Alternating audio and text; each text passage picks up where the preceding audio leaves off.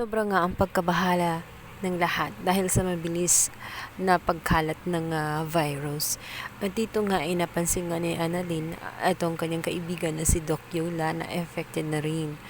Sinabihan siya ni Doc Yola na huwag masyadong lumapit dahil tatakot siya baka mapasa pa niya ito kay Annalyn. At lalo pa silang nabahala nang mabalitaan nila isang araw ay si Doc Yola ay wala na't din na nga kinaya. Pinagtulungan na nga itong buhatin ang kanyang bangkay palabas na nga ng ospital kung saan ito naka-lockdown. At na naikwento nga ni Annalyn ang balitang iyon kina Chang Susan at dito nga kay Josa. Masyado silang nilulungkot. At dagdag pa nga ni Annalyn na baka maging siya ay maging infected na rin dahil nga nakausap niya si Doc Yola bago nga ito mawalan ng buhay. Kaya naman takot na takot sila at umiiyak na nga. At nagising na nga itong si Lynette at gulat na gulat kung bakit nag-iiyakan ng mga ito na tela ba mayroong taong namamatay. Kaya naman sa labis na pag-aalala nitong si Lynette, tinanong niya agad kung ano ang dahilan ng kanilang pag-iyak. Kung ano bang nangyari kay Annalyn, meron bang masamang nangyari kaya sila umiiyak. Subalit hindi yun ang nangyari.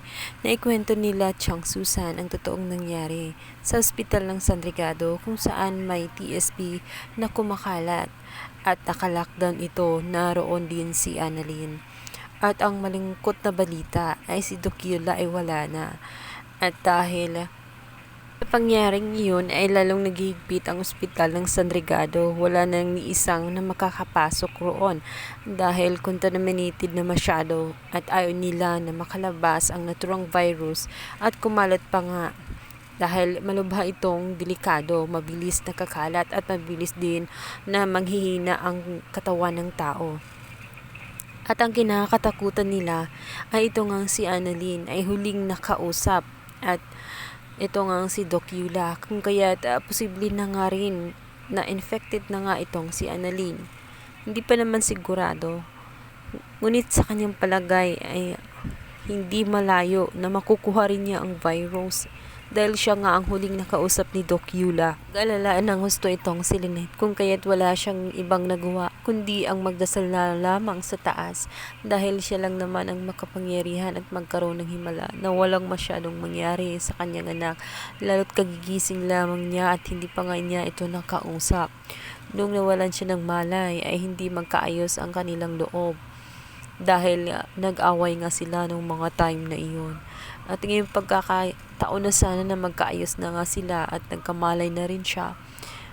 Time naman na na-lockdown naman itong si Annalyn at hindi niya makakausap sa ngayon. Kabilang banda, nakausap ni Annalyn ang kanyang ama na si RJ. Dito nga niya naikwento ang tungkol sa nangyari kay Doc Yola. At ipinaalam na rin niya at sinabi nito na ipagdasal siya. Umiiyak siya at lubha siyang nalulungkot sapagkat nag-aalala siya para sa kanyang sarili at takot na takot dahil maaaring ngang nasa kanya na rin ang virus. Ngunit tinanong nga siya ni RJ kung sigurado ba siya sa kanyang nararamdaman. Humihikbi lamang si Annalyn at sinasabi niyang hindi siya sigurado subalit natatakot siya para sa kanyang sarili. Dahil hindi makakaligtas ang sinuman sa oras nga na makapitan na naturang virus. Maging ang kanyang tito Michael ay malubha na rin ang kalagayan at posible na nga ring pumanaw ito kasunod ni Doc Yola dahil na rin sa si Thomas na malala na. Maliban na lamang kung magkaroon ng isang himala at magkaroon na nga ng vaccine. Dito na nga kaya magagamit ni Annalyn ang kanyang pagkahenyo. Sa pamamagitan kaya niya, makakadiskubre kaya siya ng isang vaccine upang makasugpo sa naturang virus.